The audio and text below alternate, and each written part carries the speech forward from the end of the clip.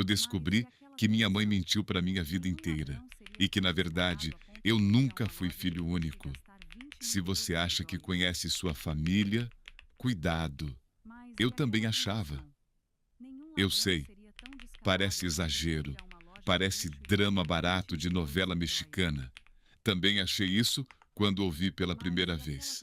Mas naquele dia, sentado na cozinha, com o azulejo meio quebrado embaixo do fogão e a chaleira apitando no fundo, eu percebi que tudo que eu achava que sabia sobre a minha família era uma versão cuidadosamente editada, como se alguém tivesse cortado as partes mais importantes da história. Meu nome é Lucas. Eu tinha 27 anos quando tudo começou a desmoronar de verdade. E para te explicar o caos que a minha família virou, eu preciso começar do começo, da parte em que, aparentemente, tudo ainda estava normal. Ou pelo menos parecia.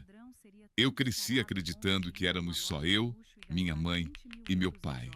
A clássica família de três, que muita gente julga como perfeita olhando de fora.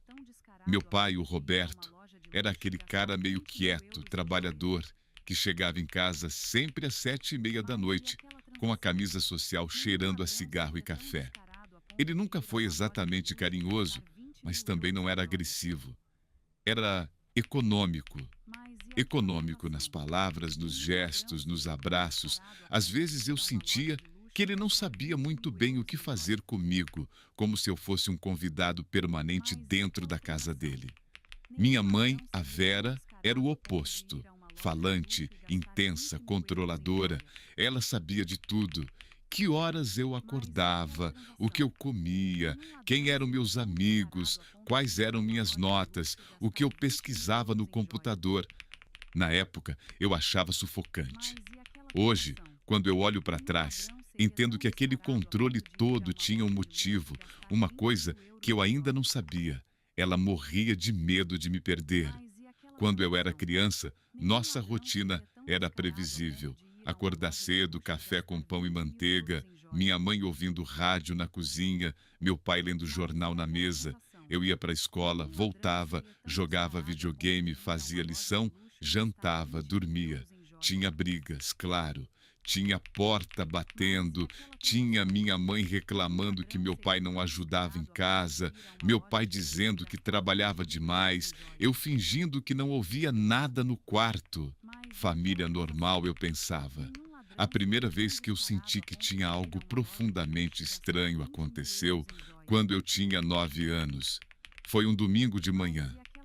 Eu estava brincando na sala com os carrinhos, minha mãe lavava roupa no tanque e meu pai assistia futebol repetido na TV.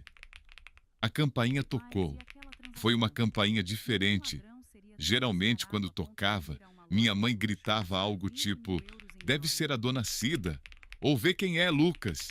Mas dessa vez, ela simplesmente congelou, com a mão ainda dentro do balde de sabão. Meu pai levantou devagar, como se já soubesse quem era. Eu não entendi nada. Continuei brincando, mas fiquei com um ouvido ligado na porta. "Quem será?" perguntei, sem tirar o olho dos meus carrinhos. Minha mãe não respondeu. Só secou as mãos na calça, de qualquer jeito, e foi até a cozinha, como se não quisesse estar em nenhum lugar perto da porta. Meu pai, sem dizer nada, foi atender. Eu ouvi a maçaneta girando, a porta abrindo e uma voz feminina, baixa, dizendo: "Oi, Roberto." Eu nunca tinha ouvido aquela voz na minha vida. Não era vizinha, não era parente que eu conhecesse. Eu, curioso, levantei e fui indo até o corredor, andando na ponta dos pés para ver quem era. Antes que eu conseguisse enxergar, minha mãe surgiu na minha frente e colocou a mão no meu peito. "Vai para o seu quarto, Lucas. Mas eu só quero ver quem é." Eu mandei ir para o seu quarto. O tom dela não deixava espaço para discussão. Eu fui, mas deixei a porta só encostada. E foi ali, com 9 anos, sentado no chão gelado do meu quarto, encostado na porta, que eu ouvi a primeira frase que nunca mais saiu da minha cabeça. E ele? A voz da mulher perguntou baixinho. Ele tá bem? Um silêncio pesado. Meu pai respondeu. Ele tá. Ele tá. Mas você não pode vir aqui assim, Márcia. Márcia. Eu rolei o nome na boca, sem falar em voz alta. Márcia quem? Quem era aquela mulher que sabia da existência de ele? Ele quem? Eu só queria ver, Roberto. Só uma vez. Não dá. A Vera vai surtar. Na cozinha, eu ouvia o barulho da torneira aberta no máximo. Era o jeito da minha mãe abafar o som. Mesmo assim, meu coração começou a bater mais rápido, como se eu estivesse ouvindo um segredo proibido, sem entender direito o que estava sendo dito. O resto da conversa foi baixo demais para eu captar tudo. Só peguei fragmentos. Você prometeu. Não é tão simples. Ele não sabe de nada. É melhor assim. Depois de alguns minutos, a porta bateu levemente. Meu pai voltou para a sala. Minha mãe desligou a torneira. Eu me arrastei de volta para a cama, fingindo estar lendo gibi. Mais tarde, na hora do almoço, perguntei: quem era a mãe? Ela e meu pai se olharam por um segundo. Só um segundo. Um olhar curto, rápido, mas que hoje eu entendo como aquele tipo de olhar que diz: não fala. Vendedora, filho. Ela respondeu, mexendo no arroz, querendo empurrar aqueles livros de porta em porta. Encheção de saco. Eu não insisti. Eu tinha 9 anos. Eu não sabia que aquele nome, Márcia, ia voltar muitos anos depois, como um terremoto na minha vida.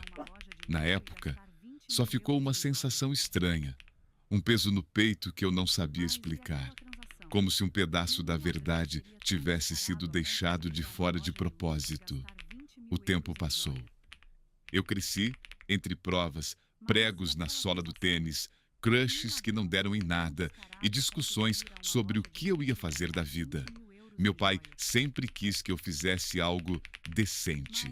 Direito, engenharia, concurso, tudo que tivesse estabilidade, carteira assinada, férias no fim do ano. Eu, porém, sempre gostei de escrever.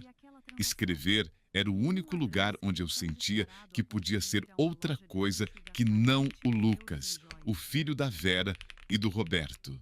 Eu podia ser qualquer pessoa. Podia escapar daquela casa apertada, daquela cidade pequena, onde todo mundo sabia da vida de todo mundo. Lembro de uma vez, com 16 anos, eu dizendo no jantar: acho que eu vou tentar jornalismo. Meu pai respirou fundo. Jornalismo não dá dinheiro, Lucas. E daí? Eu retruquei. Também não quero virar milionário. Só quero fazer algo que eu goste. Gostar não paga boleto. Ele rebateu, sem nem levantar o olho do prato. Minha mãe do lado ficou calada, o garfo parado no ar por alguns segundos. Eu olhei para ela, esperando algum apoio, mas ela apenas suspirou. Ouve seu pai, Lucas. Ele sabe como é a vida. Naquele momento, eu senti como se meus sonhos tivessem sido passados para um segundo plano, de novo, como se minha vontade fosse um detalhe, um ruído de fundo. Mas, ao mesmo tempo, tinha uma parte de mim que entendia que eles também tinham medo. Medo que eu quebrasse a cara, medo que eu passasse necessidade, medo que eu repetisse alguma história que eu ainda nem sabia qual era. Eu prestei vestibular para jornalismo de qualquer jeito. Passei numa faculdade pública em outra cidade, a 3 horas da nossa. Foi um misto de felicidade e culpa. Felicidade por finalmente sair de casa. Culpa por ver o rosto da minha mãe desmanchando no dia que eu fiz a matrícula. Já está decidido mesmo, né, Tânia? Ela perguntou, dobrando minhas camisetas para pôr na mala. Tá, mãe. Vai voltar todo fim de semana? Não sei. Depende de trabalho, prova. Ela apertou o tecido nas mãos com força. A casa vai ficar vazia sem você. Meu pai não falou nada. Só me ajudou a colocar as caixas no carro. Mas, na hora de ir embora, ele me deu um abraço estranho. Não foi um abraço longo nem dramático. Foi rápido e duro, mas sincero, talvez. Ele bateu 2 vezes nas minhas costas e disse: "Não esquece de onde você veio, Lucas." Eu não fazia ideia do quanto essa frase ia fazer sentido depois. A vida na faculdade foi um choque. De repente, eu era só mais um entre milhares. Ninguém sabia quem era minha mãe. Ninguém perguntava do meu passado. Ninguém ligava se eu deixava a toalha molhada na cama. Eu podia ser quem eu quisesse. Só que, por mais que eu tentasse me afastar da minha família, eles continuavam grudados em mim, feito sombra. Minha mãe me ligava todo dia. Às vezes 3, 4 vezes. "Comeu?" ela perguntava. "Comi, mãe." "Foi na aula?" "Fui." "Tá andando com quem?" Eu achava exagero. Ficava irritado. Tinha dias em que eu deixava o celular no silencioso só para ter um pouco de paz. Quando eu ligava de volta, mais tarde, vinha o dramalhão. Já estava aqui preocupada, achando que tinha acontecido alguma coisa. Meu pai era mais distante. Mandava mensagem de vez em quando com notícias da cidade, reclamando do trânsito, falando do time de futebol. Ele raramente ligava. Quando ligava, parecia meio sem jeito, como se não soubesse do que falar com o próprio filho. Mesmo assim, eu ia me acostumando com essa distância nova. Eu tinha meus amigos, meus estágios, minhas histórias. Comecei a namorar a Júlia, uma colega do curso que tinha uma relação completamente diferente com a própria família. Ela discutia de igual para igual com a mãe, brigava com o pai, mas também ria com eles. Tinha uma leveza que eu nunca tinha visto em casa. Um dia ela me perguntou: "Você nunca brigou de verdade com seus pais?" "Claro que já", respondi. "A gente discute direto. Minha mãe é mó controladora." "Não, eu não estou falando de discussão boba. Estou falando de briga, de falar o que você realmente sente." Eu parei para pensar. De fato, eu nunca tinha explodido. Nunca tinha jogado na cara da minha mãe o quanto ela me sufocava. Nunca tinha dito para o meu pai que eu achava ele ausente. Eu sempre guardava. Engolia seco. Engolia porque, no fim, eu tinha medo. Medo de machucar. Medo de piorar o clima. Medo de que, se eu falasse demais, alguma coisa quebrasse para sempre. Eu não sabia que esse para sempre ia chegar de todo jeito, com ou sem as minhas palavras. Foi no meu último ano de faculdade que tudo começou a sair do controle. Eu estava no laboratório de informática terminando um trabalho quando meu celular apitou com uma mensagem da minha mãe: "Filho, me liga quando puder. Urgente." Meu coração acelerou na hora. Minha mãe não usava a palavra urgente em vão. Liguei imediatamente com a mão suando. "Mãe, o que aconteceu?" Do outro lado da linha, o som da TV ligada, panela batendo, a respiração dela meio ofegante. "Oi, Lucas, você está ocupado?" "Não, fala logo, você escreveu urgente." "Tá tudo bem?" Silêncio. Eu ouvi o barulho da cadeira dela, arrastando no chão, como se ela estivesse se afastando de alguém. "Seu pai..." Ela começou. "Seu pai saiu de casa." Eu gelei. "Como assim saiu?" "Saiu, pegou umas roupas, falou que precisava pensar e foi. Faz 2 dias." 2 dias? Minha voz saiu mais alta do que eu pretendia. Algumas pessoas no laboratório olharam para mim, mas eu ignorei. "E você está me contando só agora?" "Eu não queria te preocupar", ela respondeu, num tom que misturava defesa e culpa. "Achei que ele ia voltar." Eu fiquei em silêncio alguns segundos, tentando processar a informação. Meu pai não era o tipo de homem que simplesmente saía de casa. Ele era previsível, metódico, sempre no mesmo horário, na mesma rotina. A ideia dele pegando uma mala e indo embora deixando minha mãe sozinha, parecia tão absurda quanto vê-lo dançando funk na sala. Vocês brigaram? Eu perguntei. A gente sempre briga, Lucas. Ela soltou uma risadinha nervosa. Mas dessa vez ele estava diferente. Falou umas coisas que eu nem sei. Que coisas? Ela hesitou. Eu ouvi uma porta batendo ao fundo, talvez um vizinho. Depois a gente conversa direito. Você tem prova essa semana, não tem? Mãe, pelo amor de Deus, conta. Ela respirou fundo. Ele disse que estava cansado de viver uma mentira. Uma mentira. A frase entrou no meu ouvido como uma faca. Minha mente, involuntariamente, puxou a lembrança daquela tarde, quando eu tinha 9 anos. A voz da mulher na porta. O nome Márcia. As palavras. Ele não sabe de nada. Você sabe onde ele está? Perguntei, tentando manter a calma. Não. A voz dela se quebrou. Eu liguei para ele ontem. Ele não atendeu. Hoje também não.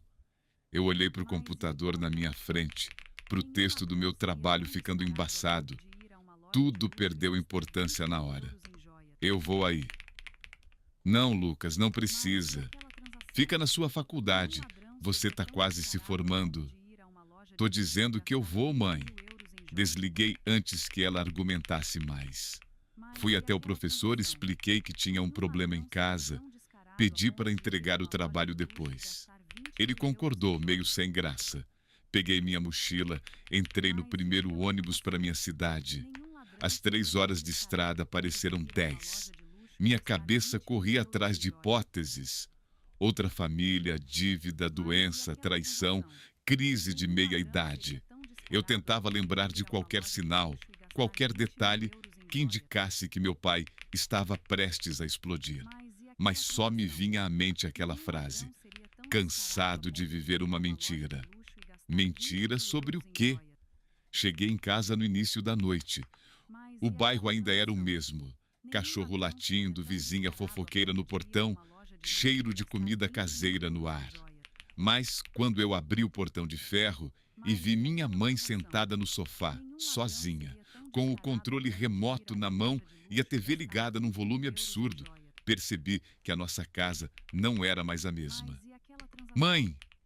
Ela levantou na hora, veio me abraçar tão forte que quase me derrubou. Filho! Os olhos dela estavam vermelhos, o cabelo preso de qualquer jeito. Eu não queria te envolver nisso. Já estou envolvido? Respondi, afastando um pouco para olhar para ela. Desde que nasci. Ela desviou o olhar por um segundo. Aquilo me incomodou, mas eu engoli. Você comeu? Ela perguntou no automático. Mãe, esquece comida. Senta aqui, me conta tudo. Nos sentamos na mesa da cozinha. A mesma mesa de sempre, com a mesma toalha de plástico com estampa de frutas. De repente me dei conta que aquela mesa conhecia mais segredos da minha família do que eu. Foi assim. Ela começou, mexendo num fio solto da toalha. Na sexta-feira, ele chegou mais tarde do que o normal. Eu perguntei onde ele estava. Ele disse que estava com os amigos do trabalho. Eu fiz uma piada. Falei que devia ser com a tal da Márcia. Meu corpo inteiro gelou. Márcia? Interrompi. Ela me olhou, surpresa. Você lembra desse nome? Lembro. Engoli seco. Era a vendedora, né? Ela abriu a boca, fechou, arregalou os olhos por um segundo. Vendedora? Você que falou que era vendedora. Aquele dia, quando eu tinha 9 anos, que ela apareceu aqui em casa. Um silêncio pesado caiu sobre a cozinha. Eu senti fisicamente como se o ar tivesse ficado mais denso. Minha mãe me encarou por alguns instantes que pareceram uma eternidade. Então, finalmente, ela admitiu. Ela não era vendedora, Lucas. Minha cabeça começou a zunir. Quem ela era, então? Ela olhou para o chão, depois para mim de novo. A Márcia. Foi uma história antiga do seu pai. História antiga. Essa expressão me irritou mais do que deveria.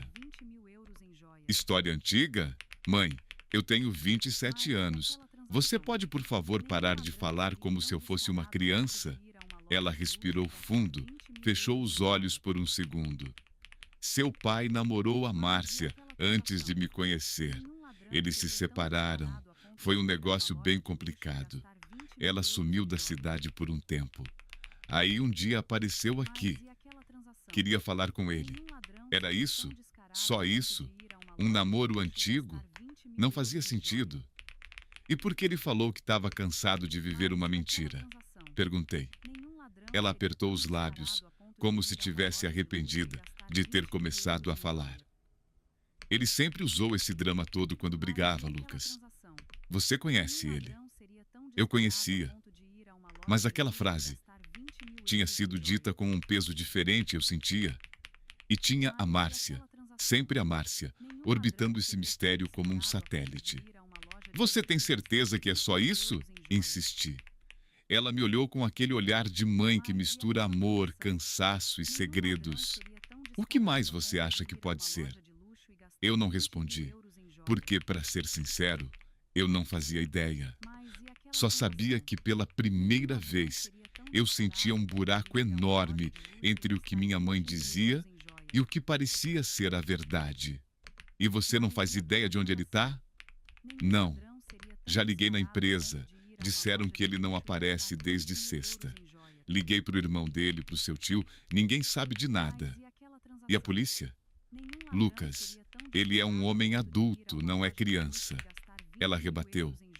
Não vão abrir boletim porque um marido saiu de casa. Eu passei a mão no cabelo frustrado. Tá, e agora? Agora a gente espera. Ela disse com a voz embargada. Ele vai voltar, sempre volta. Mas no fundo, eu via no rosto dela que dessa vez ela não tinha tanta certeza. Os dias seguintes foram um pesadelo suspenso.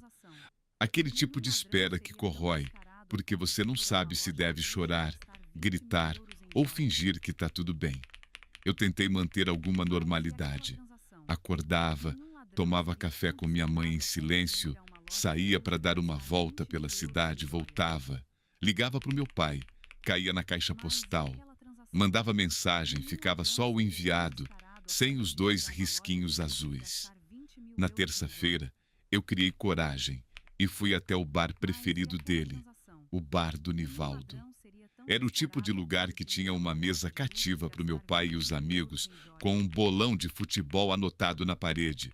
Quando eu entrei, alguns frequentadores me reconheceram. "Ô Lucas!" gritou o Nivaldo atrás do balcão. "E aí, repórterzinho?" "Tudo bem, Niva?" Forcei um sorriso. "Você viu meu pai esses dias?" Ele secou um copo com o pano de prato, pensativo. "O Roberto? Rapaz, a última vez foi na quinta. Estava aqui, tomou 2 cervejas, assistiu o jogo. Saiu mais calado do que o normal, mas... sei lá, achei que era por causa do time. Ele falou alguma coisa? Estranha?" Nivaldo coçou a cabeça. "Falou que estava cansado." Falei, "Bem-vindo ao clube, né?" Mas ele disse que era cansado de tudo, de fingir, de não poder. Ele franziu a testa. Sinceramente, não entendi. Ele estava bebendo muito? Não mais do que o normal. A mesma frase. Cansado de fingir? Viver uma mentira. As peças estavam na mesa, mas eu ainda não conseguia montar o quebra-cabeça. Saí do bar com uma sensação de que todo mundo sabia um pedaço da história, menos eu. Na quarta-feira de manhã, algo mudou. Eu estava sentado na sala, rolando o feed do celular sem prestar atenção em nada, quando a campainha tocou. Aquela campainha.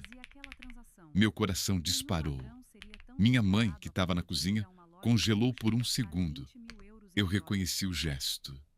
O mesmo gesto de anos atrás. Só que dessa vez, eu não era mais uma criança obediente. "Deixa que eu atendo", falei levantando. "Lucas, não?" Ela começou, mas eu já estava no corredor. Abri a porta.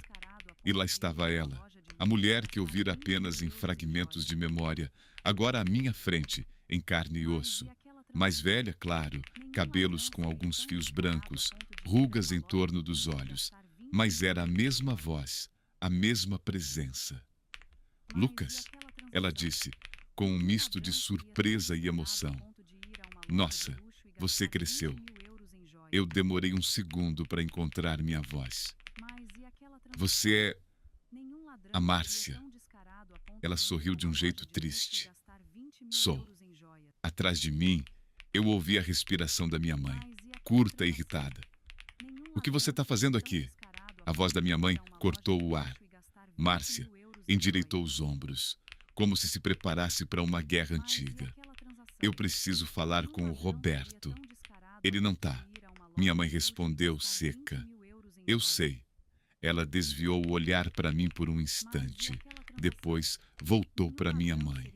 Por isso vim falar com você. E com ele. Ela olhou para mim de novo. Aquilo me incomodou. Como assim com ele? Comigo? Minha mãe se colocou meio na minha frente, num gesto quase instintivo de proteção. Você não tem nada para falar com o meu filho? Eu tenho, Márcia insistiu. Eu devia ter falado há 18 anos, mas você não deixou. O número bateu como um soco no meu estômago. 18 anos. Eu tinha 27. 18 anos atrás eu tinha 9. O dia da porta, da conversa sussurrada, de ele não sabe de nada. Minha voz saiu antes que eu pudesse pensar. Mãe, do que ela está falando? Minha mãe não respondeu. O maxilar dela estava travado. Márcia respirou fundo e, com os olhos fixos em mim, deixou cair a bomba que explodiu o pouco de estrutura que minha família ainda tinha. Lucas, você não é filho único. Por um segundo, tudo ficou completamente silencioso. Eu podia jurar que até os carros na rua pararam. Minha mente rejeitou aquela frase imediatamente, como se o cérebro tivesse apertado um botão de erro. Como é? Perguntei, num sussurro. Meu peito começou a doer. Eu olhei para minha mãe em busca de qualquer sinal, qualquer risada, qualquer indignação, qualquer coisa que me dissesse que aquilo era absurdo. Ela não riu, não negou, não disse, essa mulher é louca. Ela apenas fechou os olhos, como quem sabe que uma verdade finalmente alcançou a superfície, depois de passar anos submersa. Entra, ela disse, com a voz rouca, antes que os vizinhos comecem a inventar mais coisa. Márcia entrou. Eu fechei a porta. Naquele momento, eu ainda não sabia, mas aquele simples gesto de deixá-la entrar foi o verdadeiro ponto de não retorno da minha vida. Porque depois que ela começou a falar, não tinha mais como voltar para aquele tempo em que eu achava que sabia quem eu era, que achava que conflito familiar era só discutir sobre carreira, sobre grana, sobre horário de chegar em casa. Conflito familiar, eu descobri, podia ser muito pior.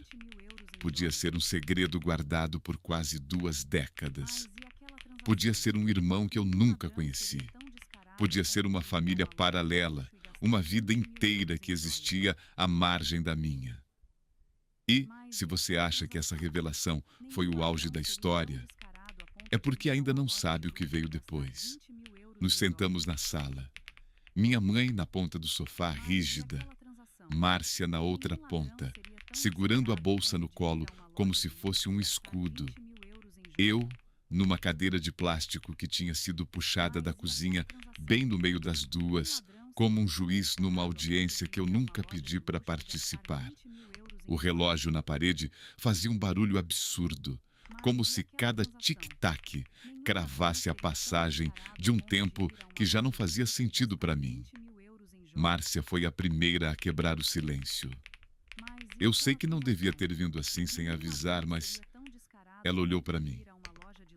Eu não conseguia mais esperar, não depois do que aconteceu com o Roberto. O que aconteceu com ele? Interrompi. Você sabe onde ele está? Ela hesitou, como se me disse as palavras. Não sei exatamente onde ele está agora, mas sei por que ele saiu. E por que foi? Perguntei, sentindo a impaciência subir. Ela respirou fundo. Porque ele não aguenta mais viver dividido entre duas famílias. A frase caiu pesada no meio da sala.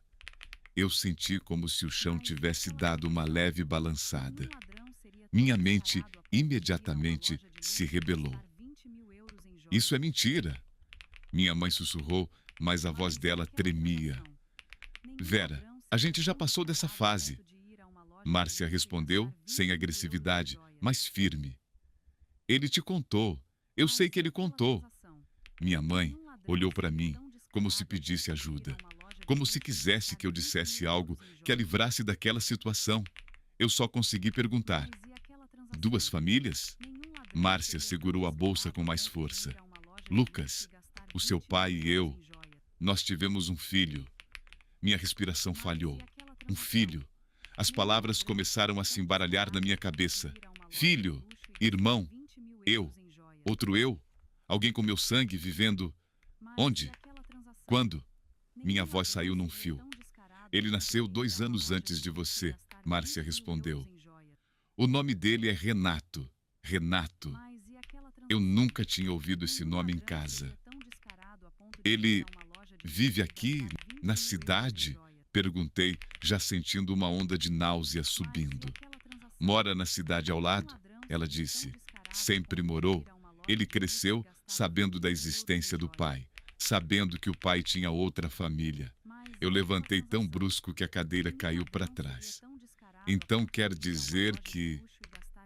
Eu gesticulei para os lados, sem conseguir terminar a frase. Todo esse tempo, eu vivi achando que era filho único, enquanto meu pai... Minha voz falhou. Eu voltei a falar mais alto, quase gritando. Enquanto meu pai cuidava de um outro filho, de uma outra família, minha mãe se levantou também. Cuidava? Ela riu, mas foi um riso amargo. Se ele tivesse cuidado, eu até entendia. Ele escondia, Lucas. Ele sumia, mentia, inventava hora extra para ir ver essa mulher e esse... A voz dela quebrou. Meu filho, Márcia completou firme. Você pode me atacar, Vera, mas não fala do Renato como se ele fosse um erro. Ele não pediu para nascer. E o Lucas pediu? Minha mãe explodiu. Você acha que foi fácil criar ele praticamente sozinha, enquanto o Roberto inventava desculpa atrás de desculpa? Minha cabeça girava. Eu me sentei de novo, apoiando os cotovelos nos joelhos, as mãos na cabeça. Meu coração batia descompassado. Alguém... Por favor, começa do começo. Pedi, num tom mais baixo. Eu não estou acompanhando. As duas se calaram. Por um momento, eu tive a sensação absurda de estar assistindo a uma novela onde eu era o personagem principal, mas não tinha lido o roteiro. Todo mundo sabia das cenas, menos eu. Márcia respirou fundo e começou. Eu e o Roberto namoramos desde muito novos. A gente cresceu no mesmo bairro. Todo mundo achava que a gente ia casar, ter filhos, aquela coisa. Quando eu tinha 22 anos, engravidei do Renato. Nessa época, o Roberto já estava meio distante, trabalhando demais, se envolvendo com um monte de coisa. Ela olhou para minha mãe com um misto de culpa e desafio. Foi quando ele te conheceu. Minha mãe cruzou os braços. Ele te largou. É isso que você quer dizer, ela rebateu. Márcia engoliu a provocação. Ele terminou comigo, ela admitiu. Disse que não estava preparado para ser pai, que estava confuso, que você era... Ela deu uma risadinha irônica. Que você era diferente, que você entendia ele. Minha mãe desviou o olhar. Eu não sabia de você, ela disse num tom mais baixo. Ele disse que vocês tinham terminado há muito tempo. Você acredita nisso até hoje, Vera? Márcia perguntou. Ele te contou que eu estava grávida? Minha mãe apertou os lábios. Ele disse que era complicado. Complicado, Márcia repetiu. Complicado é pouco. Ela voltou a olhar para mim. Eu tive o Renato praticamente sozinha. Sua avó até ajudou um pouco no começo, mas o Roberto sumiu. Aparecia de vez em quando, deixava um dinheiro, fazia uma visita rápida. Quando o Renato tinha 2 anos, ele apareceu com uma novidade. Vou ser pai de novo. Minha garganta secou. De mim, eu sussurrei. De você, ela confirmou. Ele disse que a Vera estava grávida, que ia casar de papel passado, fazer tudo certinho. Disse que não podia assumir 2 filhos, 2 casas, que o melhor era cada um no seu canto. E você aceitou? Minha mãe atacou. Aceitou viver como amante? Eu nunca fui amante. Márcia respondeu firme. Eu fui a primeira. Você é que entrou depois. Mas não quero transformar isso numa competição ridícula. O fato é, o Roberto quis as 2 coisas. Quis ser o pai perfeito aqui e lá. E no fim, não foi completamente em nenhum lugar. Eu tentava imaginar meu pai no meio dessa confusão toda. A imagem dele sentado no sofá, assistindo futebol, de repente parecia uma máscara. Quantas vezes, enquanto eu assistia jogo com ele estava pensando no outro filho, no Renato. E por quê? Eu respirei fundo. Porque ninguém me contou nada. Minha mãe e Márcia se entreolharam. Pela primeira vez naquele caos, eu vi algo em comum nas 2: culpa. Porque eu tinha medo de te perder, minha mãe admitiu num fio de voz. Medo de você me culpar por tudo. Medo de você ir atrás dele, do outro. Medo de você me olhar diferente. E você? Virei para Márcia. Por que nunca apareceu antes? Ela abaixou o olhar. Eu apareci, disse. Aqueles dias em que eu vim até aqui há anos, era por isso. Eu queria que você soubesse.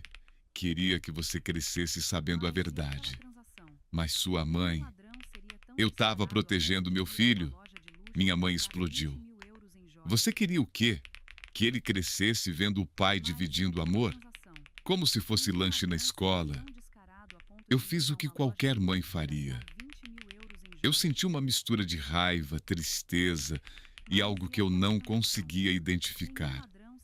Era como se eu estivesse no meio de um campo de batalha, onde as 2 achavam que estavam me defendendo, mas na verdade estavam me usando como arma. E o Renato? Perguntei, tentando manter a voz firme. Ele sabe de mim? Márcia assentiu. Sempre soube. O Roberto nunca escondeu a existência de você. Ele só escondia a presença. Dizia que um dia vocês iam se conhecer. Mas esse dia nunca chegava. Ano após ano. Meu peito doeu. Então, ele cresceu sabendo que tinha um irmão que não fazia ideia da existência dele? Sim, ela disse, com os olhos marejados. Eu senti uma raiva absurda do meu pai naquele instante. Raiva por ele ter me negado a chance de conhecer alguém que compartilhava meu sangue. Raiva por ele ter obrigado o Renato a crescer com essa realidade torta, onde o pai sumia para ver a outra família. Ele deve me odiar, eu falei sem conseguir filtrar. Não odeia, Márcia respondeu na hora. Ele sente falta de você, de uma ideia de irmão que ele nunca teve. Meu estômago embrulhou. Eu levantei de novo, comecei a andar de um lado para o outro na sala. E agora? Perguntei, mais para mim mesmo do que para elas. O que eu faço com isso? Com essa informação? Vou atrás dele? Finjo que não sei de nada? Volto para minha vida como se nada tivesse acontecido? Minha mãe tentou se aproximar, mas eu dei um passo para trás. Lucas, eu sei que é muita coisa para processar, mas... Muita coisa? Ri sem humor. Mãe, você escondeu de mim a existência de um irmão por 18 anos. Isso não é muita coisa. Isso é outra vida.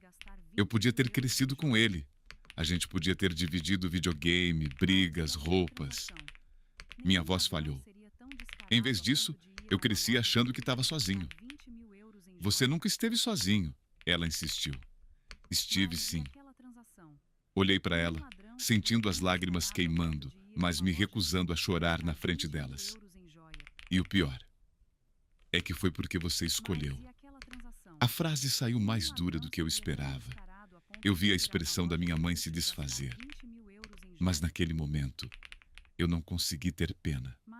Era como se uma represa tivesse se rompido dentro de mim e todos os ressentimentos antigos estivessem vindo à tona junto com esse segredo novo. Lucas, ela começou. Eu preciso sair daqui, interrompi. Márcia levantou a mão como se quisesse dizer algo, mas eu já estava indo em direção à porta. Lucas, espera! Minha mãe chamou. Eu parei com a mão na maçaneta. A gente não acabou essa conversa.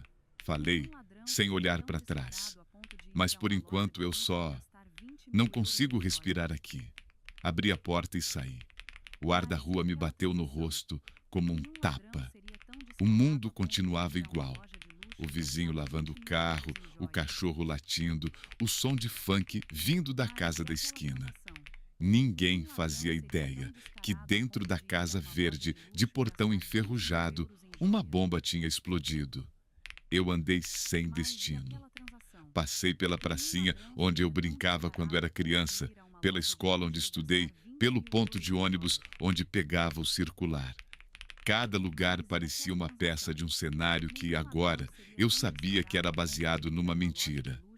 Em algum momento, me peguei em frente ao bar do Nivaldo de novo. Entrei sem pensar muito. Ele me viu e ergueu as sobrancelhas. E aí, Lucas? Alguma novidade do seu pai? Eu sentei no banco alto, respirei fundo e soltei. Acho que eu descobri mais novidade do que eu queria. Ele encostou os cotovelos no balcão. Quer falar? Eu hesitei. Não sabia até que ponto minha família era assunto público. Mas a vontade de desabafar era maior. Nivaldo, você sabia que eu tenho um irmão? Ele arregalou os olhos por um segundo, depois desviou o olhar rapidamente. Aquilo foi suficiente. Você sabia, concluí com amargor. Lucas, olha... Ele coçou a nuca sem jeito. O bar é uma confissão ambulante, meu filho. Muita coisa passa por aqui. Nem tudo a gente tem que comentar, entende? Eu ri, mas foi um riso vazio. Todo mundo sabia, menos eu. Ele me olhou com um misto de pena e respeito. Nem todo mundo. Mas, sim, o boato sempre existiu. Muita gente viu o Roberto com uma mulher em outra cidade, com um menino. Renato, murmurei. É o nome, é? Eu fiquei olhando para o balcão, para o reflexo torto da luz no alumínio. Por alguns segundos, tive vontade de chutar um banco, de quebrar um copo, de fazer qualquer coisa física que espelhasse o que eu estava sentindo por dentro. Mas só respirei fundo. Nivaldo, se você fosse eu, o que faria? Ele passou um pano num copo, pensativo. Eu sou só um dono de bar, Lucas. Não sou psicólogo nem juiz. Mas vou te falar uma coisa que eu aprendi vendo gente afogar problema em cerveja. Segredo de família é veneno. Quanto mais tempo fica guardado, mais mata. Então, se a verdade apareceu, é porque estava na hora. Agora, o que você vai fazer com ela é contigo. Eu fechei os olhos por um instante. Quando abri, tomei uma decisão que eu sabia ia mudar tudo de novo. Você sabe onde fica exatamente a outra cidade? Onde o Renato mora? Nivaldo me olhou, avaliando. Sei. Me diz. Ele hesitou. Lucas, pensa bem. Você está nervoso. Ir atrás dele agora? Me diz, Niva. Ele me encarou por alguns segundos. No fim, suspirou. Ele trabalha num mercadinho na entrada da cidade vizinha. Mercado São Jorge. Se você pegar o ônibus das 3, salta quase em frente. Eu assenti. Obrigado. Você quer que eu ligue para sua mãe? Ele perguntou. Para avisar que você vai sair? Não, respondi, mais rápido do que gostaria. Ela vai tentar me impedir. Saí do bar com uma mistura de medo e certeza. Medo do que eu ia encontrar. Certeza de que se eu não fosse, eu ia me arrepender pro resto da vida. Naquele momento, eu ainda achava que o conflito era só entre mim, minha mãe, meu pai e essa mulher chamada Márcia. Eu não fazia ideia que conhecer o Renato ia escancarar um lado meu que eu nunca tinha visto. Um lado que sentia inveja, raiva, curiosidade e uma estranha sensação de pertencimento. Eu também não sabia ainda que, ao ir atrás dele, eu ia descobrir que meu pai não era o único da família a viver uma mentira. O ônibus para a cidade vizinha era velho, com bancos rasgados e um cheiro indefinido de poeira, suor e desinfetante barato. Sentei perto da janela, apoiei a testa no vidro e fiquei observando a paisagem passar. Cada árvore, cada casa, cada placa de vende-se lote parecia mais nítida do que o normal. Talvez fosse porque minha mente precisava de pontos fixos, de coisas concretas para se agarrar. Eu tentei imaginar o Renato. Ele era mais velho que eu 2 anos. Como seria? Parecido comigo?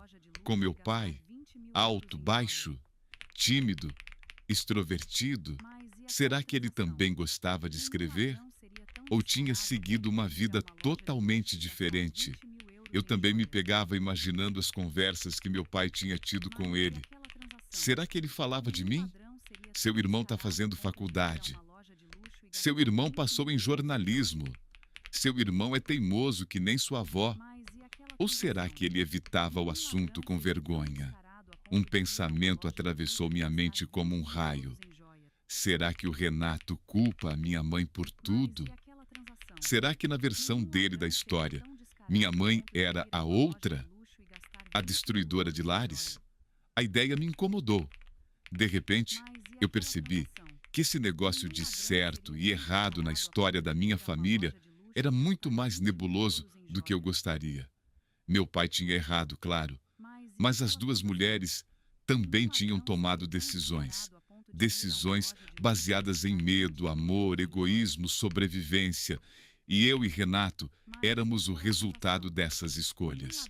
Cheguei na cidade vizinha com o coração na boca. Desci do ônibus, segui as instruções do Nivaldo. O Mercadinho São Jorge era fácil de achar. Uma fachada amarela com letreiro verde e alguns cartazes de promoção colados no vidro. Parecia um lunático parado do outro lado da rua, só observando. Pessoas entravam e saíam com sacolas, crianças corriam, uma senhora reclamava do preço do tomate. E eu ali, plantado, tentando criar coragem para atravessar. Foi então que eu o vi. Ele saiu pela porta lateral, com um jaleco verde claro escrito São Jorge no peito. Tinha um bloco de notas na mão, um lápis atrás da orelha. Era alguns centímetros mais alto que eu, magro, cabelo castanho escuro levemente ondulado, barba por fazer. E o rosto era o meu misturado com o do meu pai. O mesmo formato de queixo, o mesmo jeito de apertar os olhos quando olhava para o sol. Só que nos olhos dele tinha alguma coisa diferente. Um peso. Ou talvez fosse eu projetando. Meu coração começou a martelar tão alto que eu jurava que as pessoas ao redor podiam ouvir. É ele. Uma voz na minha cabeça dizia. É seu irmão. Eu respirei fundo. Atravessei a rua. Cada passo parecia pesado. Ele estava conferindo umas caixas de produtos, rabiscando no bloco, quando eu parei a poucos metros. Renato, ele levantou a cabeça devagar. Os olhos dele pousaram em mim. Por um segundo, uma confusão total passou pelo rosto dele. Era como se ele estivesse se olhando no espelho, mas não exatamente. Sim, ele respondeu. Eu engoli em seco. Meu nome é Lucas. Ele franziu a testa. Tá, posso ajudar em alguma coisa? Eu respirei fundo. Eu sou... As palavras travaram na garganta. Como dizer, sou seu irmão assim, no meio da calçada, com um caminhão de verduras estacionando atrás de mim? Ele me avaliou dos pés à cabeça. Eu senti o momento exato em que alguma coisa encaixou na cabeça dele. Os olhos se arregalaram um pouco. Você é... Ele deu um passo para trás. Você é o Lucas? Meu estômago deu um nó. Então você já sabia de mim? Ele riu, um riso sem humor. Sabia que você existia. Não sabia que um dia ia dar de cara com você aqui. Nos encaramos por alguns segundos que pareceram uma eternidade. Eu não fazia ideia do que dizer. Desculpa, prazer em te conhecer? Cadê nosso pai? Ele quebrou o silêncio primeiro. Vem, disse apontando com a cabeça para dentro do mercadinho. A gente não vai ter essa conversa no meio da rua. Entrei atrás dele. O ar-condicionado gelado me fez arrepiar. Ele pediu para uma moça cuidar do caixa. Depois me levou até uma salinha nos fundos, onde provavelmente ficavam os estoques e o escritório. Fechou a porta. Ficamos frente a frente. Era estranho demais. Eu estava ali, diante de um desconhecido que, ao mesmo tempo, parecia mais familiar do que muita gente que eu conhecia há anos. Você é igualzinho a ele, ele disse de repente. Ao meu pai? Perguntei. Ao nosso pai. Ele corrigiu com um leve sarcasmo. Aquilo me acertou em cheio. Nosso pai. A primeira vez que eu ouvi alguém dizer isso daquela forma. Eu não sabia de nada até anteontem. Falei meio na defensiva. Descobri tudo de uma vez. Ele assentiu, como se já soubesse. Minha mãe me ligou ontem, disse. Falou que tinha ido na sua casa, que tinha falado com você, que o circo tinha pegado fogo. Pegou, confirmei. Eu não sei nem por onde começar. Ele deu de ombros. Começa me dizendo por que, depois de 27 anos, você resolveu aparecer. A pergunta veio sem agressividade explícita, mas tinha um tom de ironia. Eu não pude culpá-lo. Eu passei a mão no cabelo. Eu precisava te conhecer, saber quem você é, entender que história é essa que eu fui excluído. Ele riu, curto. Excluído? Você? O que você quer dizer com isso? Perguntei, sentindo a defensiva aumentar. Ele me olhou por alguns segundos. O olhar dele não era hostil, mas também não era afetuoso. Era avaliatório. Como se ele estivesse decidindo que tipo de pessoa eu era. Lucas, ele falou devagar. Eu cresci com um pai que vinha a ia, que aparecia em datas aleatórias com um presente embaixo do braço e sumia no Natal, que dizia, eu queria estar mais presente, mas é que o seu irmão, você, o filho da família oficial, minhas entranhas se reviraram. Eu não sabia de você, protestei. Não sabia de nada. Eu sei. Ele ergueu as mãos como para me acalmar. Eu sei que você não tem culpa de ter sido blindado pela sua mãe. Assim como eu não tenho culpa de ter sido o erro oculto da vida dele. A forma como ele se chamou, erro oculto, me incomodou profundamente. Você não é erro, cara, falei. A culpa é do meu pai. Ele deu uma risadinha amarga. Nosso pai. A correção de novo. Era como se ele fizesse questão de me lembrar o tempo todo que o homem que eu chamei de pai minha vida inteira não era só meu. Tá, cedi. Nossa culpa é da porra do nosso pai. Melhor assim? Um sorriso genuíno apareceu, rápido no rosto dele. Melhor. Por alguns segundos nós dois rimos. Foi um riso nervoso, quase absurdo, mas de alguma forma quebrou um pouco da tensão. Silêncio novamente. Então, eu tentei retomar. O que você sabe de mim? Ele encostou na parede, cruzou os braços. Sei que você estudou jornalismo. que passou na faculdade pública, que sua mãe se orgulha disso, mas morre de medo de você virar um comunista maconheiro. Ele imitou a voz do meu pai na última frase e eu reconheci o tom na hora. Sei que você gosta de escrever, que era um adolescente calado, que passava mais tempo no quarto do que na rua. Sei que você torce para o mesmo time que ele. Ele falava de mim? Perguntei, com um nó na garganta. Falava. Ele assentiu. Às vezes com admiração, às vezes com culpa. Eu via no jeito que ele falava que ele se sentia em dívida comigo, como se tivesse que compensar a falta de presença com informações sobre o filho perfeito da outra vida. Eu não sou perfeito, retruquei na defensiva. Eu sei. Ele deu de ombros. Mas para mim, por muito tempo, você foi esse fantasma perfeito. O Lucas, o filho que morava com ele, que ele via todo dia, com quem ele jantava, assistia TV, brigava por causa da toalha molhada. Eu era o bônus de fim de semana, quando dava. Aquilo me atingiu de um jeito estranho. Eu nunca tinha pensado na minha relação com meu pai como algo privilegiado. Para mim, ele sempre foi meio distante, fechado. Eu sempre quis mais atenção, mais conversa, mais presença. E, ao mesmo tempo, ali estava o Renato, me dizendo que eu era a versão luxo da paternidade do nosso pai. Perspectiva é uma coisa desgraçada. E você? Ele perguntou. O que sabia de mim? Eu ri sem humor. Até semana passada, eu achava que Márcia era só uma vendedora chata de livros. Ele balançou a cabeça incrédulo. Eles te seguraram bonito.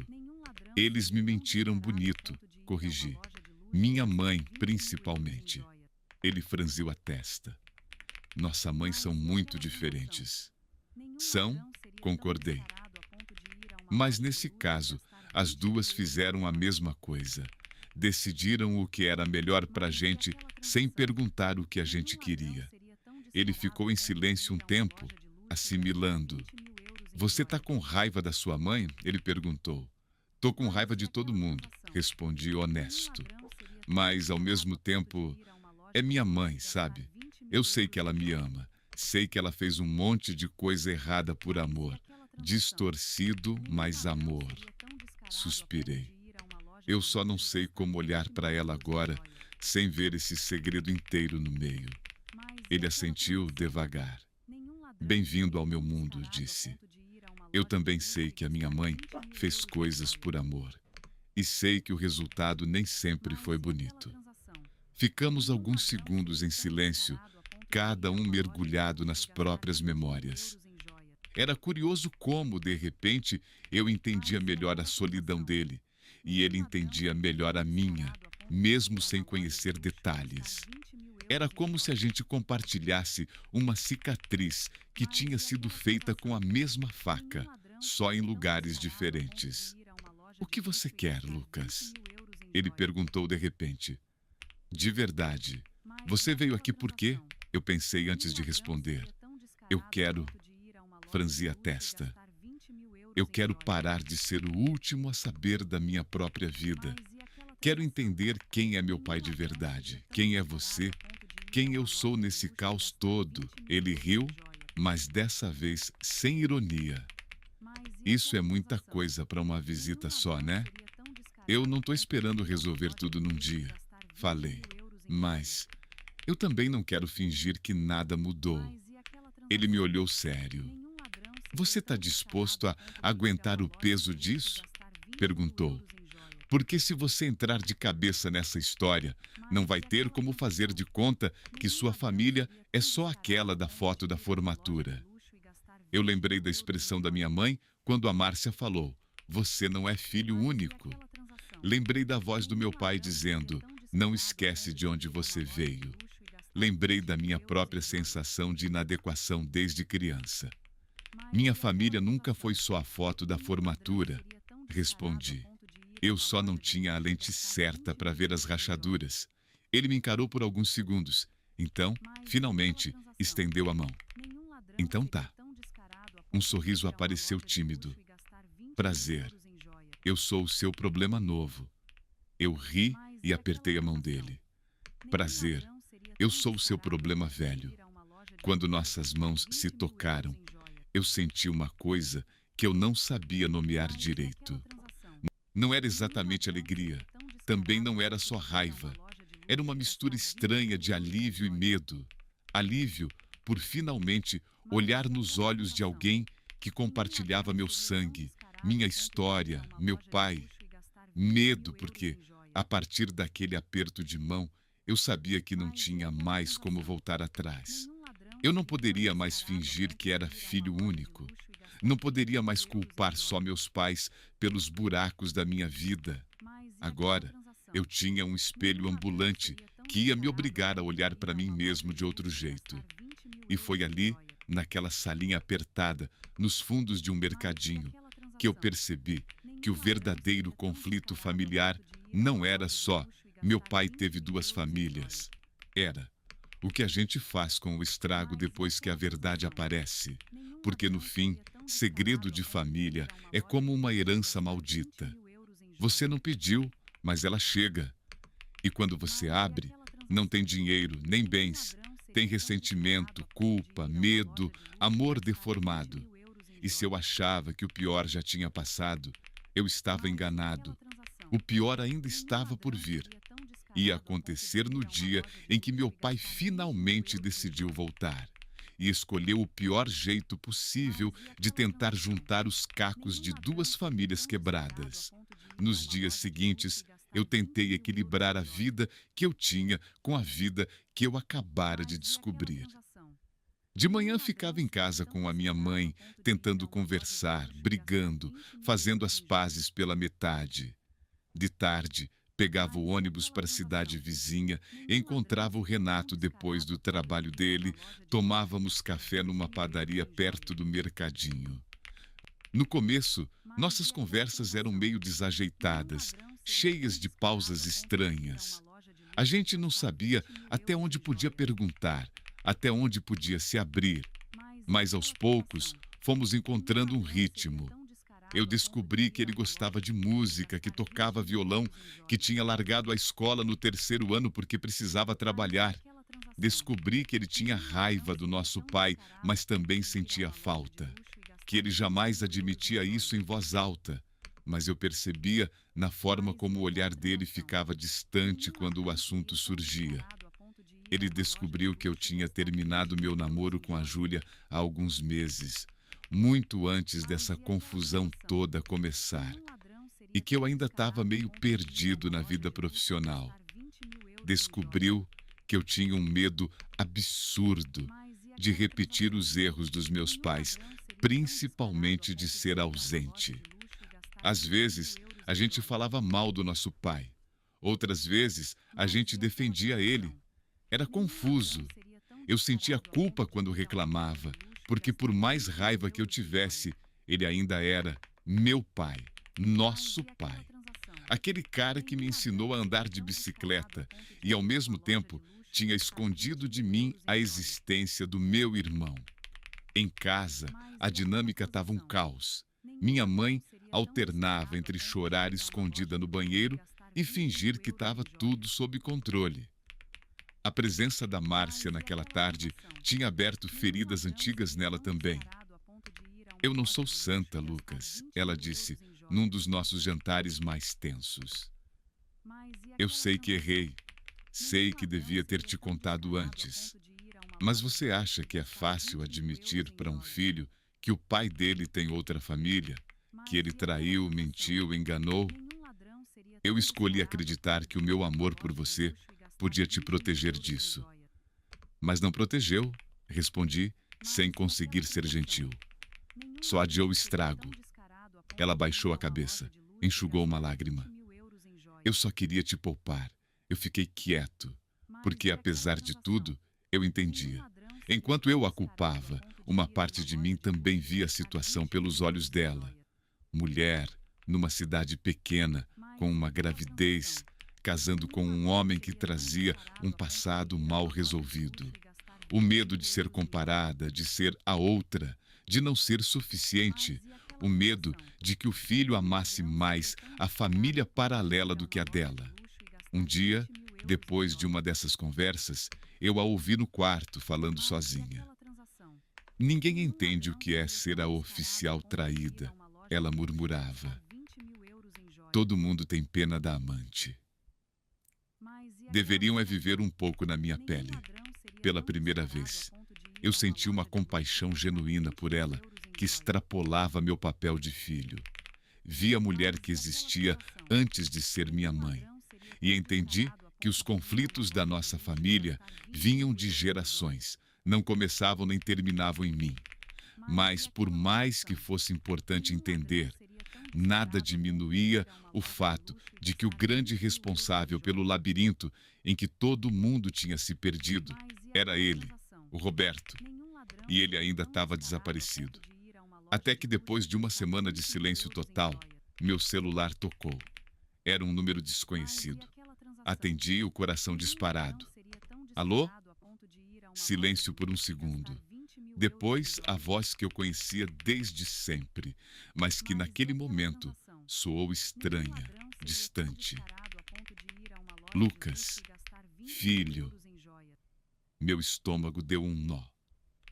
Pai, sou eu. Houve uma pausa pesada. Eu não sabia se xingava, se chorava, se desligava. A vontade de falar por que você fez isso lutava com a vontade de ouvir o que ele tinha para dizer antes. Onde você está? Perguntei, a voz falhando. Ele suspirou. Tô na casa de um amigo. Tinha que esfriar a cabeça. Esfriar a cabeça. Eu apertei o celular com força. Você sumiu, pai. Você saiu de casa sem dizer nada. Deixou a mãe desesperada. E eu, no meio. Sabe o que aconteceu nesses dias? Silêncio. A Márcia apareceu lá em casa, continuei. Eu conheci o Renato.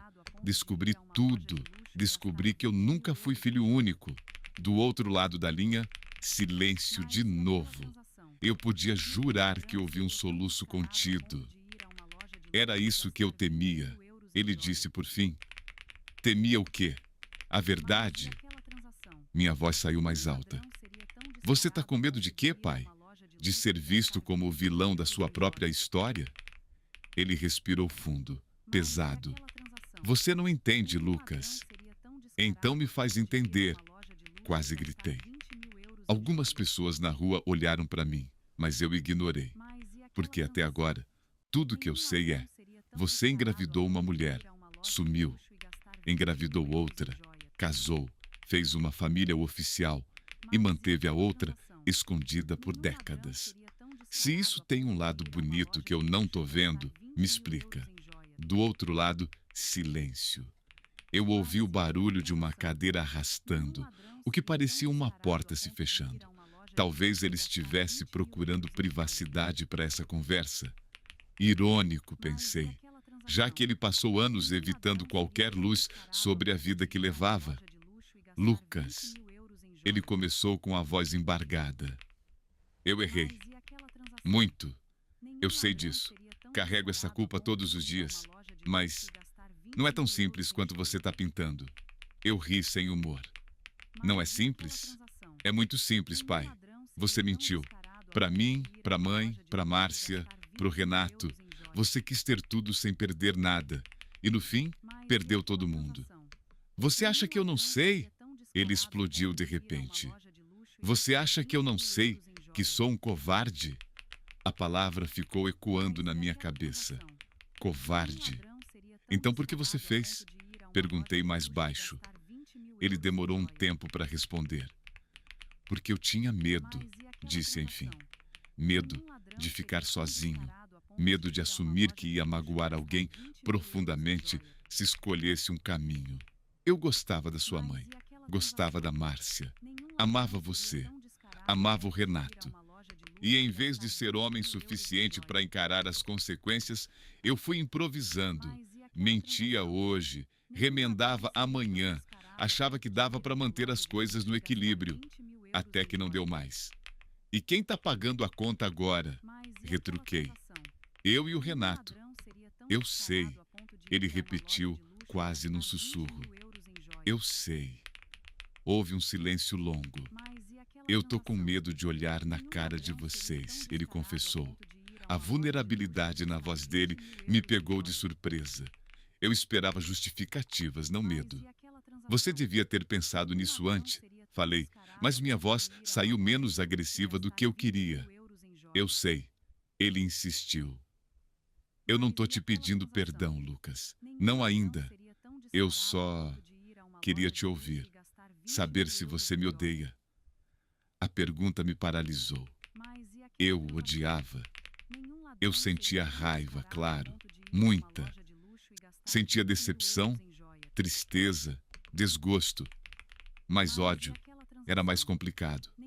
Porque ao mesmo tempo que eu queria gritar com ele, também queria que ele estivesse sentado na cozinha, tomando café conosco como antes.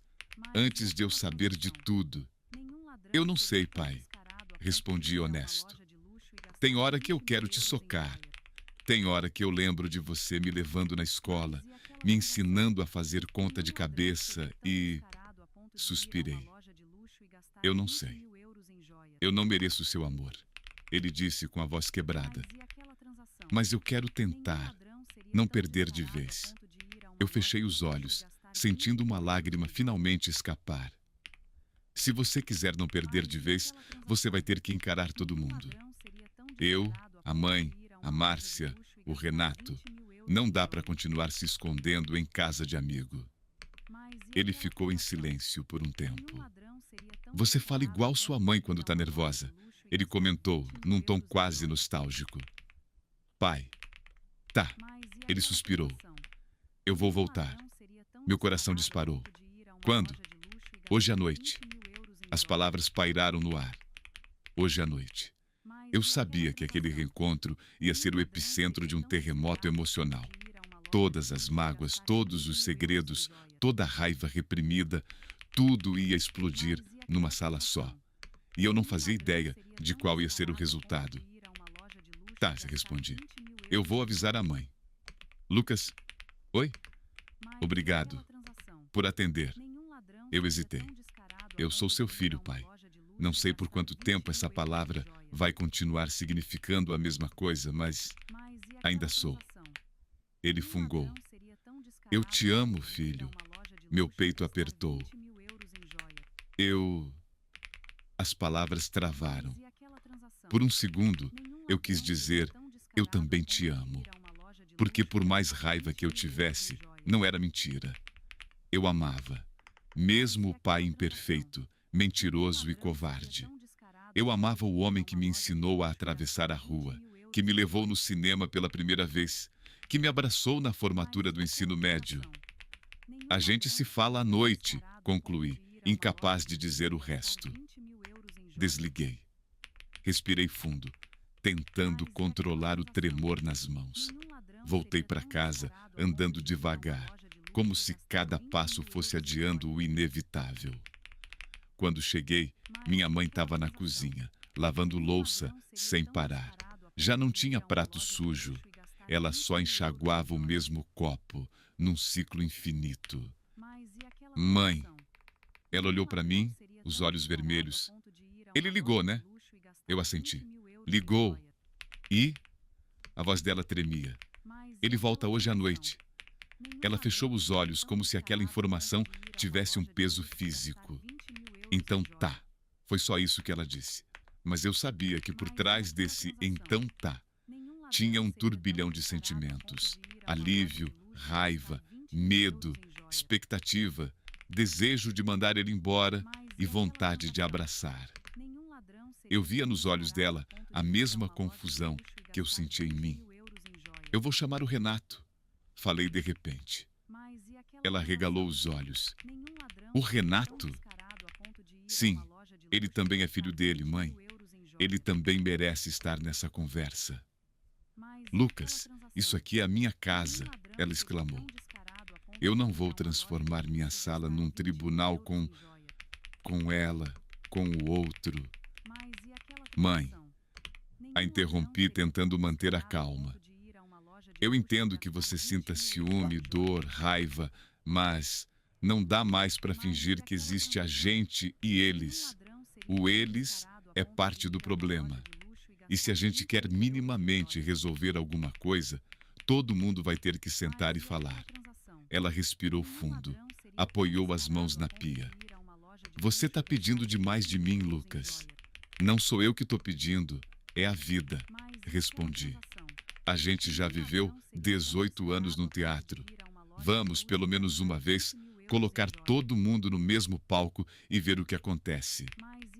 Ela ficou em silêncio, olhando para a própria reflexão no azulejo da parede. Eu não sei se eu consigo olhar para a cara dela sem querer. Ela não terminou a frase. Eu sei, falei suave, mas tenta, por mim. E querendo ou não, pelo meu pai também. Ela me lançou um olhar magoado. Não defende ele para mim. Não estou defendendo, respondi. Só estou tentando evitar que essa confusão vire uma guerra que vai matar todo mundo por dentro. Ela enxugou as mãos no pano de prato, respirou fundo. Faz o que você achar melhor, disse por fim. Eu vou estar aqui. Se ela vier, veio. Se ele vier, veio. Se você quiser trazer o mundo inteiro, traz. Só não... A voz dela falhou. Só não espere que eu não sinta nada. Fui para o quarto, peguei o celular, liguei para o Renato. Fala, problema velho. Ele atendeu. Hoje à noite meu pai volta para casa. Falei direto. Ele ficou em silêncio por alguns segundos. E isso me diz respeito como? Muito, respondi. Eu quero que você esteja lá. Ele soltou uma risada incrédula. Tá maluco? Acha que eu vou me enfiar na sala da sua mãe, na casa onde ele nunca me levou, para assistir o grande show da reconciliação?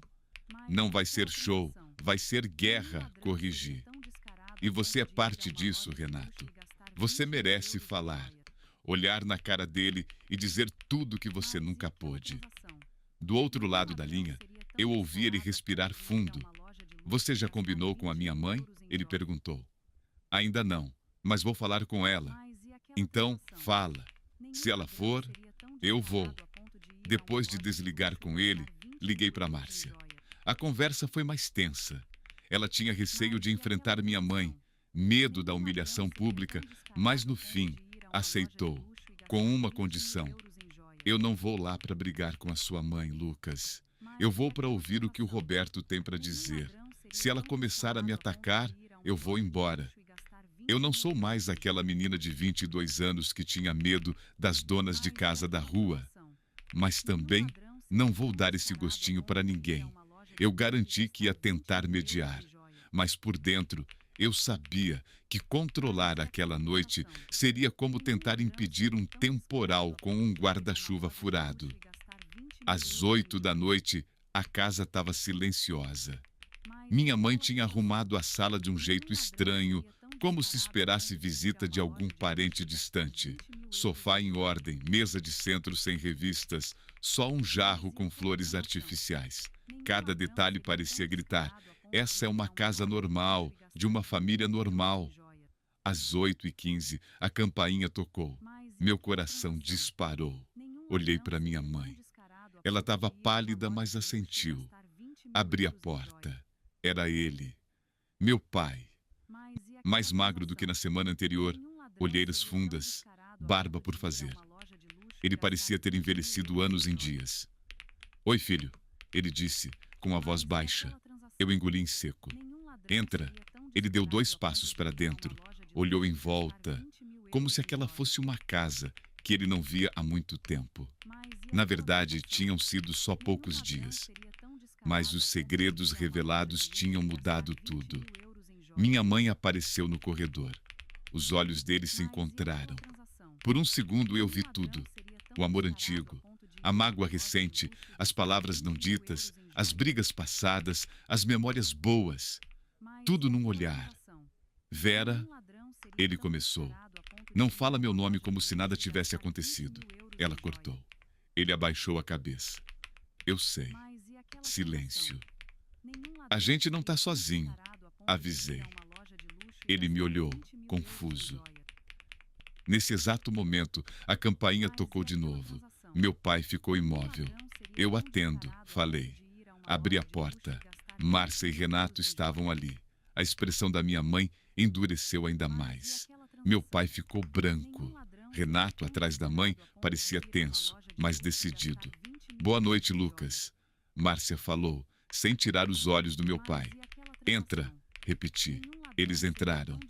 Naquele instante, aquela sala pequena virou um campo minado. Eu consegui quase ver os fios invisíveis de tensão ligando cada pessoa a outra. Meu pai olhou para Márcia, depois para o Renato. Márcia, ele murmurou. Renato. Boa noite, Renato respondeu seco. Minha mãe cruzou os braços, encostada na parede. Era o jeito dela dizer que estava presente, mas distante. Eu fechei a porta. Todos ficaram em pé, como se sentar fosse admitir algo. Eu respirei fundo. Vamos. Todo mundo se sentar, sugeri. A gente precisa falar. Foram se acomodando. Meu pai no sofá, na ponta. Minha mãe do outro lado, o mais longe dele que o móvel permitia. Márcia sentou na cadeira de plástico que eu costumava usar na cozinha. Renato ficou encostado na porta da sala, como se mantivesse uma rota de fuga. Eu me sentei na outra cadeira, no meio. Olhei em volta. Ali estavam numa sala de 12 metros quadrados. O marido que mentiu, a esposa que foi traída, a mulher que foi amante e primeira namorada, o filho oficial, o filho secreto. Se alguém quisesse escrever um estudo sobre conflitos familiares, bastava gravar aquela noite. Quem começa? Perguntei, tentando não deixar a voz tremer. O silêncio foi a resposta. Por um instante, eu tive uma vontade absurda de levantar e ir embora, deixar que eles se resolvessem. Mas eu sabia que se eu não segurasse aquele fio de diálogo, tudo ia virar grito e acusação. Meu pai limpou a garganta finalmente. Começou, olhando para o chão. Eu sei que não tem muito que eu possa dizer para mudar o que eu fiz. Eu queria pedir desculpa para todos vocês. Eu fui fraco. Minha mãe bufou. Fraco é pouco. Márcia cruzou as pernas, olhando fixamente para ele. Você não foi só fraco, Roberto. Você foi egoísta. Renato não falou nada, mas a forma como ele apertava os punhos dizia bastante. Meu pai assentiu. Fui também. Eu o interrompi. Pai, antes de você se afogar em adjetivos, disse. Acho que a gente precisa de fatos. A gente precisa ouvir a sua versão, porque até agora eu ouvi a da mãe, da Márcia, do Renato e... Você está sempre como o vilão que fez tudo dar errado. Ele me olhou surpreso, como se não esperasse que eu desse essa chance. Você acha que eu não sou o vilão? Perguntou. Eu respirei fundo.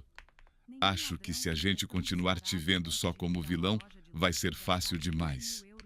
E eu tô cansado de explicações fáceis para um problema que é tão complexo. Minha mãe me olhou, magoada. Tá defendendo ele, Lucas? Não tô defendendo ninguém. Respondi. Tô tentando entender.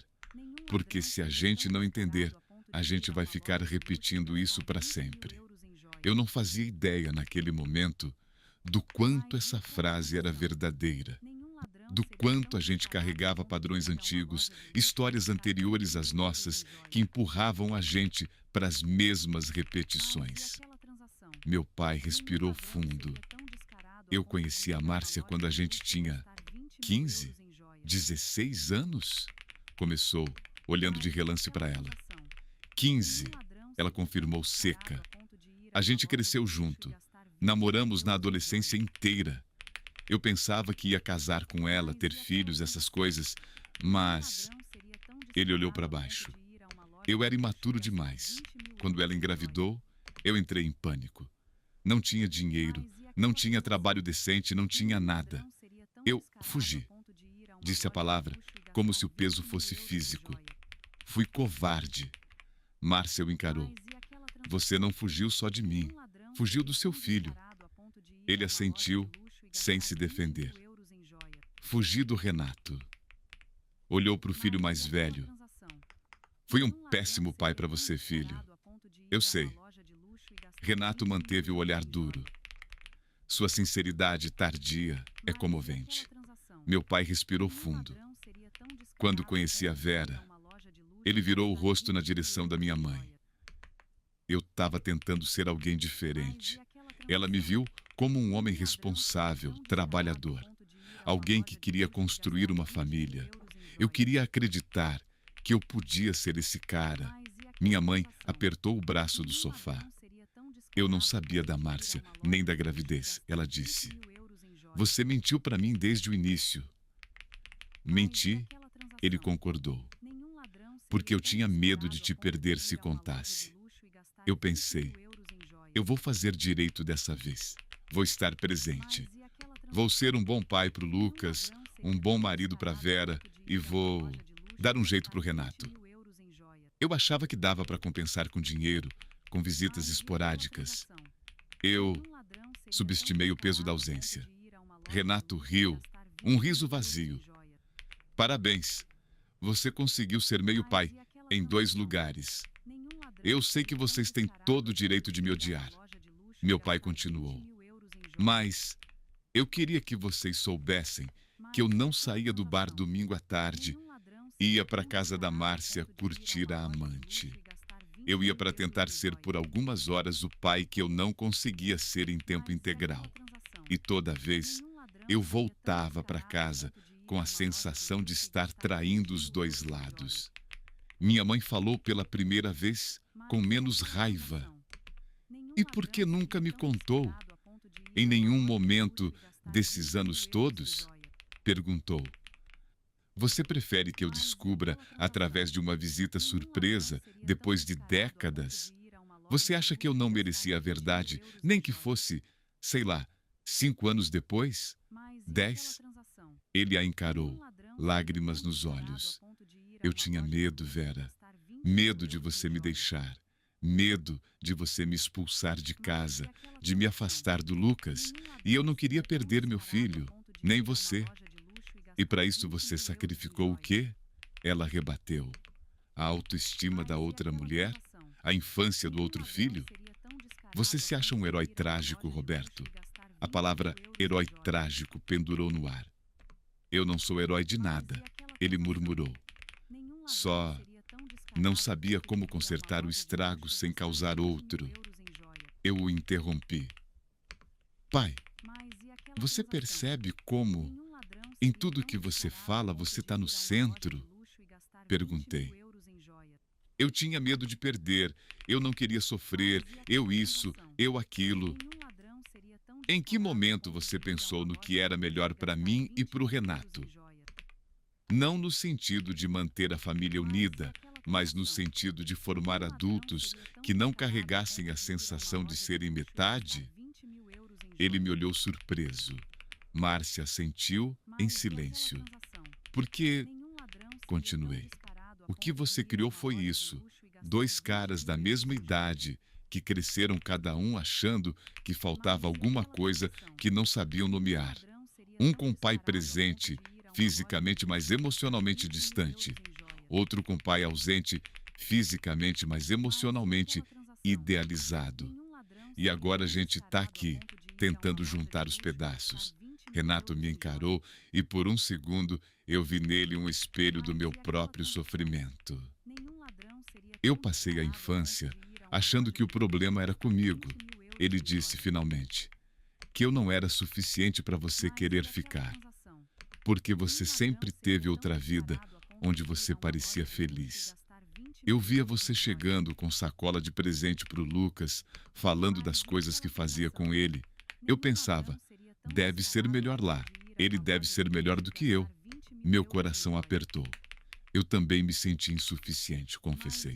Eu achava que você não conversava comigo porque eu não era interessante o bastante, porque eu não escolhi a profissão certa, porque eu não era o filho que você queria. E agora eu descubro que uma parte de você sempre estava em outro lugar. Meu pai chorava abertamente agora. Me perdoem, ele repetia, baixinho. Me perdoem.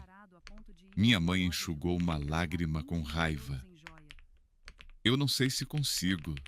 Ela respirou fundo. Eu te amei, Roberto, de um jeito que você talvez nunca entenda. Eu escolhi acreditar em você todo dia, mesmo quando as vizinhas cochichavam, mesmo quando eu via sinais. Eu escolhi você, e você escolheu não escolher. Márcia se mexeu na cadeira pela primeira vez. Eu também te amei, ela disse num tom calmo. E durante muito tempo, eu aceitei meia presença, meia vida, meia história. Porque eu achava que um dia você ia resolver sua vida e nos assumir de verdade. Eu me humilhei por você, de maneiras que nem vale a pena lembrar. Hoje, quando olho para trás, eu me envergonho. Não só de você, mas de mim também. Ela olhou para o Renato.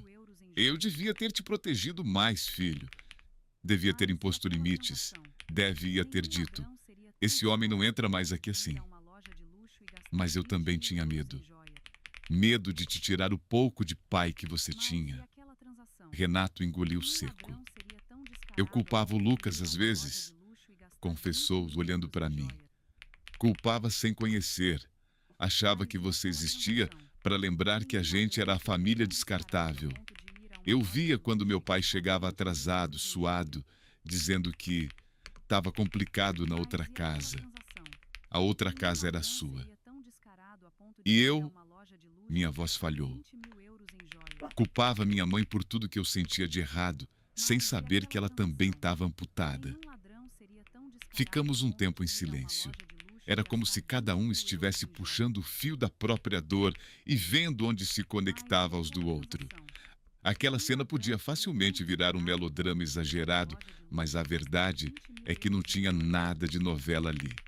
Eram pessoas reais, cansadas, sangrando por dentro, finalmente colocando para fora anos de coisas engolidas. Meu pai foi o primeiro a tentar olhar para frente. Eu sei que não dá para apagar nada, disse. Mas eu queria saber se existe alguma chance mínima de a gente construir alguma coisa diferente daqui para frente. Não estou falando de voltar a ser casal, Vera. Ele ergueu as mãos, vendo a expressão dela endurecer. Eu estou falando de sermos, sei lá, adultos que não vivem mais em guerra. Estou falando de estar presente como pai para você, Lucas. Para o Renato. Sem mentiras. Minha mãe riu com ironia. Você quer separar, é isso? A palavra ficou no ar, separar. Em nenhum momento até então alguém tinha dito isso tão claramente. A ideia sempre pairava como ameaça, nunca como decisão. Meu pai respirou fundo. Eu não sei. Ele passou a mão no rosto. Eu não quero te fazer sofrer mais, Vera. Mas também não sei se consigo continuar aqui, nessa casa, tentando fingir que dá para voltar ao que era antes. Porque não dá. Você nunca mais vai confiar em mim. E com razão. Ela apertou o braço do sofá com força. Você está querendo dizer que tudo que eu fiz por essa família teve prazo de validade? Não é isso. Ele a encarou. Eu estou dizendo que eu já estendi esse prazo além do que devia, às custas de mentiras. Que talvez a coisa menos egoísta que eu possa fazer agora seja te deixar livre de mim. Silêncio.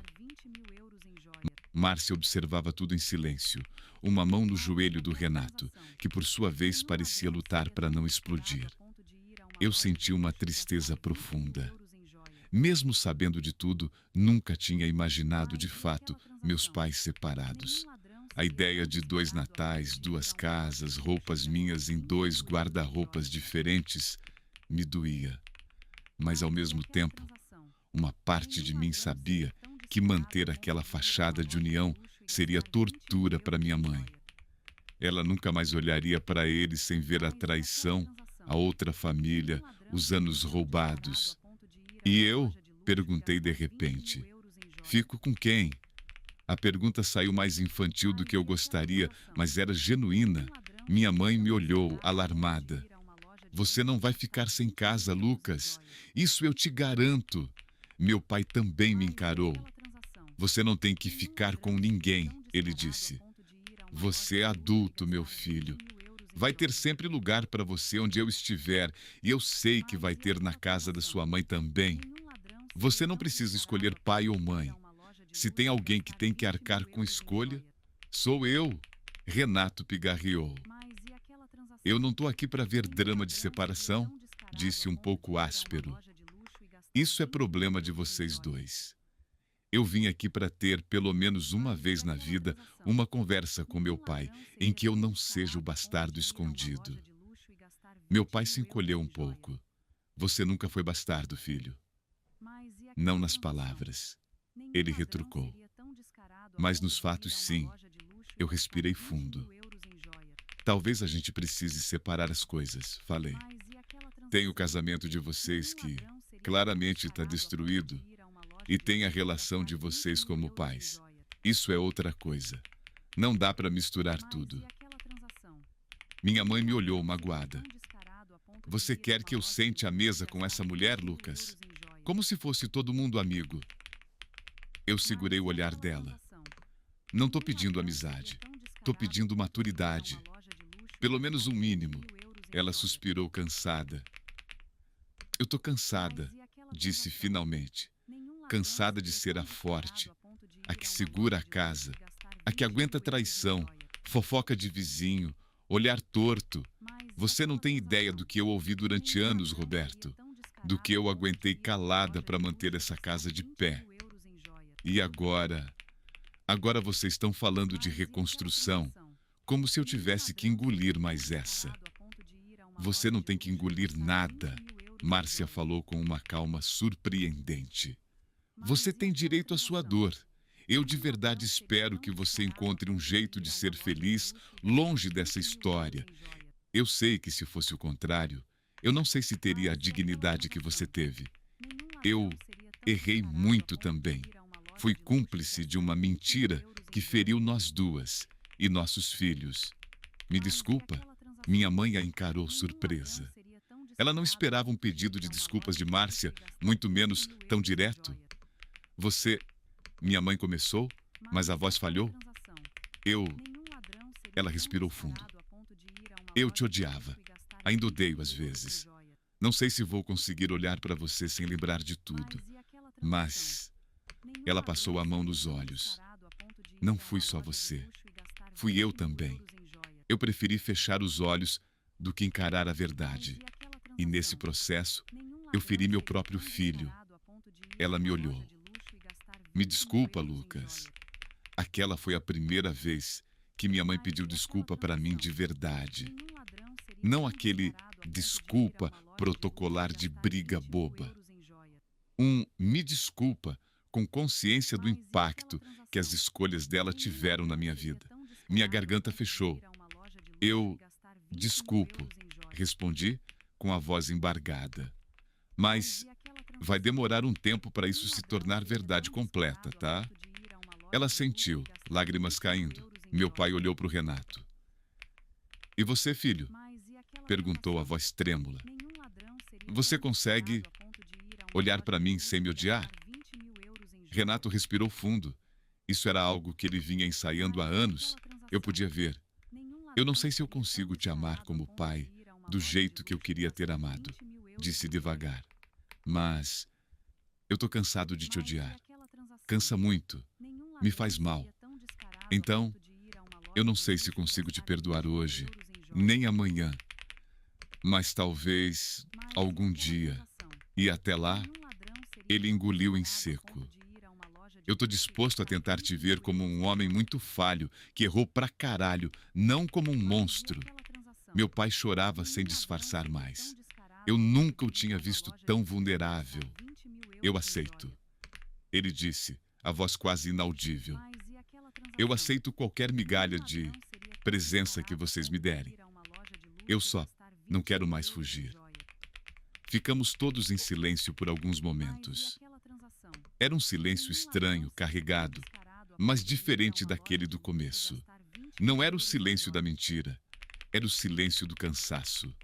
A verdade estava escancarada ali, sangrando no meio da sala. Não tinha final feliz imediato. Meus pais não iam se beijar, se reconciliar, prometer tentar de novo.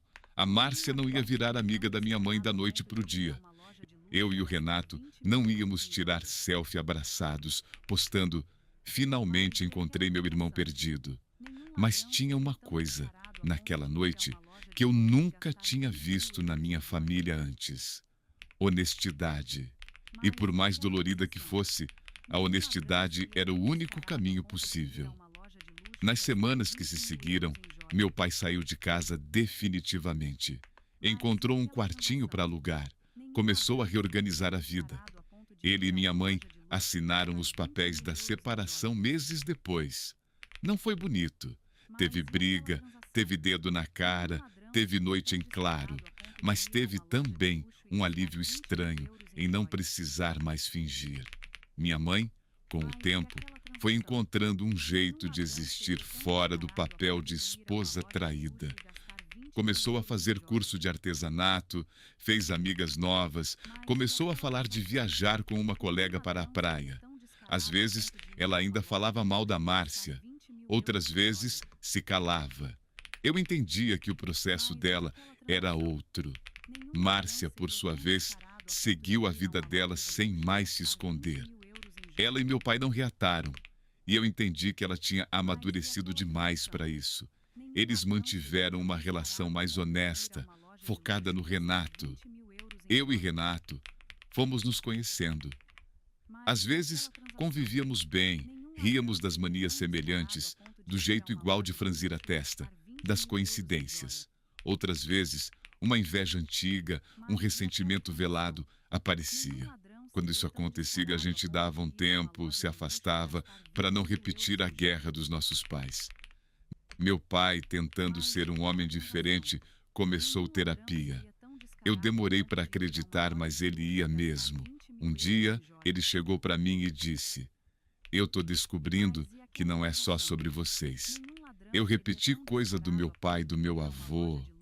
Um padrão de homem que nunca assume o que sente, que acha que não pode errar, então esconde. Eu não quero que você e o Renato virem isso também.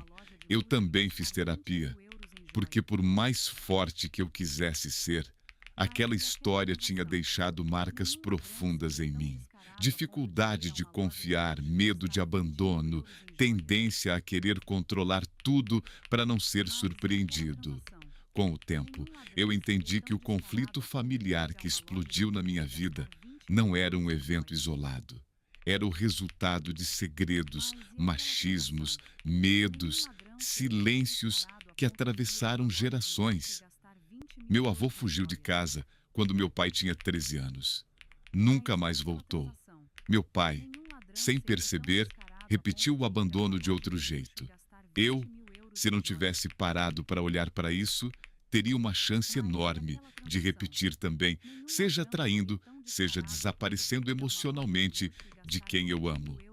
Hoje, enquanto eu conto essa história, eu ainda estou no meio do processo. Não existe final perfeito. Meu pai não virou um santo.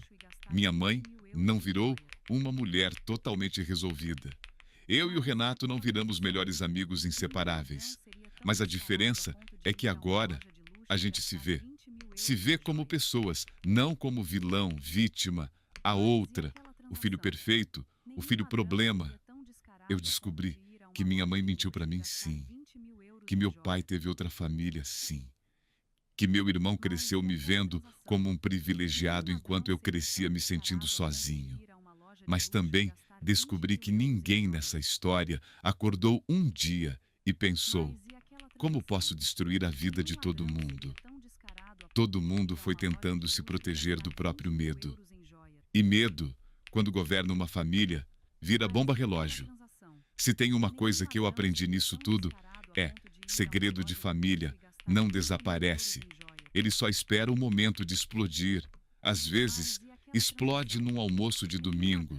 Às vezes, numa visita inesperada de uma mulher que você devia conhecer desde sempre. E quando explode, você tem duas opções.